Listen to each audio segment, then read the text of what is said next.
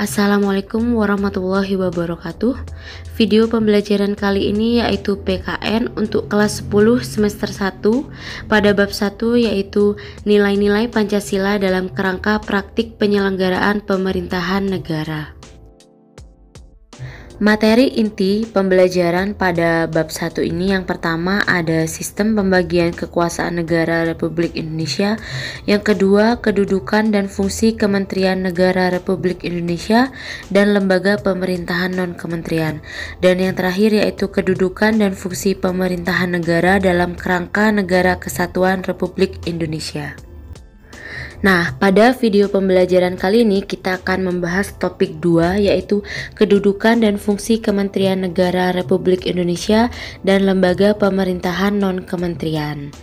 Nah, jika kalian memperhatikan berita di televisi atau internet berkenaan dengan kehidupan politik negara kita, maka tentu kalian pernah juga mendengar istilah Kementerian Negara dan juga pernah mendengar tentang lembaga pemerintahan non-kementerian. Sebelum masuk pada materi inti pembelajaran kita, ada tujuan pembelajaran yang harus kita capai. Yang pertama, mendeskripsikan lembaga Kementerian Negara Republik Indonesia. Yang kedua, menjelaskan Kementerian Negara dalam kehidupan bangsa Indonesia.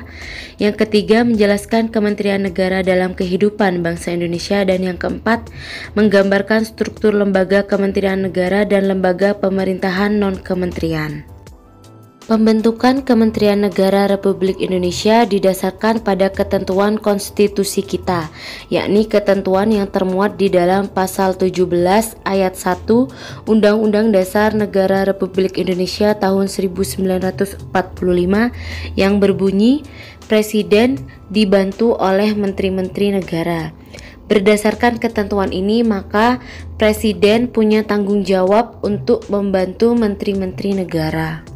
Selanjutnya ada pasal 17 ayat 2 Undang-Undang Dasar Negara Republik Indonesia tahun 1945 menyatakan menteri-menteri itu diangkat dan diberhentikan oleh Presiden. Pada pasal 17 ayat 3 Undang-Undang Dasar Negara Republik Indonesia tahun 1945 berisi setiap menteri membidangi urusan tertentu dalam pemerintahan. Nah, berdasarkan pada ketentuan pasal 17 Undang-Undang Dasar Negara Republik Indonesia, maka kita mengetahui bahwa negara Indonesia adalah negara yang menggunakan sistem pemerintahan kabinet presidensial. Di dalam negara yang menganut kabinet presidensial, maka kementerian negara itu diangkat dan diberhentikan oleh presiden. Nah, persoalannya adalah apa sih itu kementerian negara? Kementerian Negara Republik Indonesia yaitu lembaga pemerintahan di bawah presiden yang membidangi urusan pemerintahan tertentu. Misalnya urusan agama, urusan dalam negeri, urusan luar negeri, urusan keuangan, pangan, dan lainnya. Negara ini secara konvensional dibentuk untuk memenuhi amanat pasal 17 Undang-Undang Dasar Negara Republik Indonesia tahun 1945. Kementerian Negara dibentuk dengan fungsi untuk membantu Presiden dalam menjalankan tugasnya sebagai kepala pemerintahan. Karena tugas Presiden itu sangat banyak dan tidak mungkin dijalankan sendiri oleh Presiden, maka Presiden mengangkat menteri-menteri sebagai pembantunya dalam rangka mencapai tujuan nasional Indonesia, sebagaimana tercantum dalam pembukaan Undang-Undang Dasar Negara Republik Indonesia tahun 1945. Dan pelaksana eksekutif secara teknis adalah menteri-menteri yang diangkat oleh Presiden.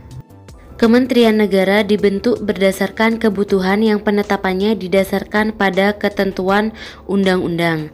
Artinya bahwa kendatipun Presiden membutuhkan pembantu-pembantunya yaitu para menteri, tetapi tetap di dalam pengangkatannya atau di dalam pembentukannya, Presiden harus memperhatikan ketentuan undang-undang yang telah ditetapkan oleh DPR. Sehingga di sini Presiden itu tidak semena-mena dalam mengangkat dan memberhentikan menteri, tetapi berdasarkan pada ketentuan yang ditetapkan di dalam undang-undang. Menteri-menteri diangkat dan diberhentikan oleh presiden. Kapan presiden itu memberhentikan menteri? Di antaranya adalah apabila menteri tidak bisa menjalankan tugas dan fungsinya secara optimal, atau menteri berhalangan sehingga mengganggu pelaksanaan tugasnya, atau juga menteri tidak taat kepada presiden di dalam mencapai tujuan nasional.